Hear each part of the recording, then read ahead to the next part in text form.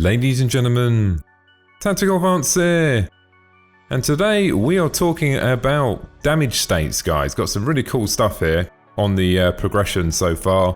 First off, quite a few months ago we saw the first iteration of damage states, external damage states that was. You can see in the video in the background demonstrating that right now. It's a much improvement over the previous damage states, and also it increased the FPS and also the fidelity of the damage states as well. Now they have been rolling out the damage states. They're being applied to all the new ships. Obviously once you create new technology like this, you have to go over all the old ships and apply them damage states, and that's been a little bit challenging for them in the past, because what they originally did was create all the base models and the variants, and then as the company and the technology evolved, they ended up having to go back over all the ships again, adding the technology. So the decision was made to create the base models for all of the ships, and then once the game progresses a little bit further down the line, the technology is up to speed, then go and do all the variants. This way you're not replicating work and just constantly going over all the ships you've created already. Makes total sense, guys, and that's why there has been a bit of a slowdown on the variants on all the ships. I think it's a good thing. Think of it this way, guys, you might have to wait a little bit longer, but when you do get that ship, it will have the latest technology applied to it to make it look really cool. Additionally to the external damage states, guys, there is, dare I say, an external damage state. There is when you totally blow up. There has been a lot of work being done on the explosion animations as well. The cool thing about the new explosion animations, they're using something called optical flow blending that seems to visually looks much more appealing than the previous explosions, and also gives them the ability to manipulate that explosion, change the colors, and do a lot of other cool stuff, and you can see that in the background as well. So now we've seen the external damage states and also the explosions. Now moving on to the internal damage states. Now in the background we've got a little bit of a walk round of the Idris. Now this is pre-damage state applied. It's been added to the Idris because of Squadron 42.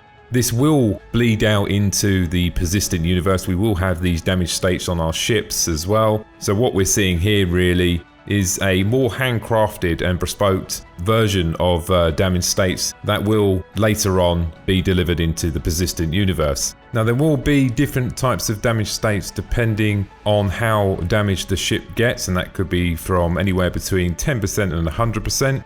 The only thing that we couldn't actually see in that video is the transition between damage states, and what I mean by that, if let's say for instance you went from 0 to 50 and you were standing in a corridor, how would that transition actually happen and what would you actually see?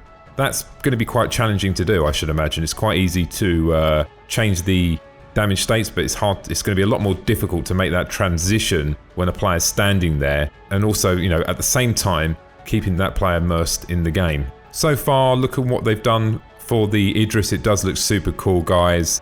It's got a little way to go before obviously we see it in the persistent universe. We will probably more than likely see the main part of it in Squadron 42 in the first missions, hopefully around December/January. Looking at the roadmap and the changes that are upcoming, guys, my take is these changes are very, very important for Star Citizen. If you look at a game like Alien Isolation, when you played that, you walked down the corridor, the sound effects, the visuals, the way that you were pulled into the game, that it made it frightening. A massive part of that was definitely to do with the environment and the sound.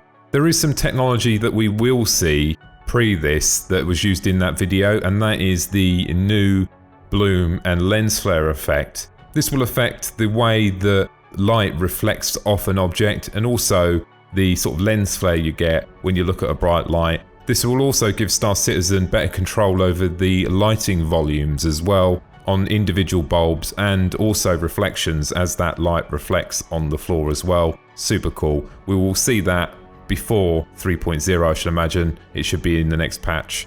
So just as important as the effects are and the way that the game makes you feel like you're actually there, sound is also very, very important. A lot of time have been spent on the damage states as well, and as you move around the ship and the damage states change from 10 to 100%, the sounds do change as you move around the ship. In the Idris video, there was hundreds and hundreds of different sounds around the ship, obviously not including the volume and pitch changes as you move as well. What I've done, guys, is at the end of this video, it's quite short, I've put in a walk around of the Idris with the sound applied so you can hear the sound effects. I suggest you put in both of your headphones or turn your music up loud so you can hear it clearly. The last thing on the agenda, guys, if you're looking to join a Star Citizen organization, check out the link in the description below. I've got a organization there if you fancy joining. Anyway, ladies and gentlemen, thanks for listening, and don't forget to subscribe. Bye now.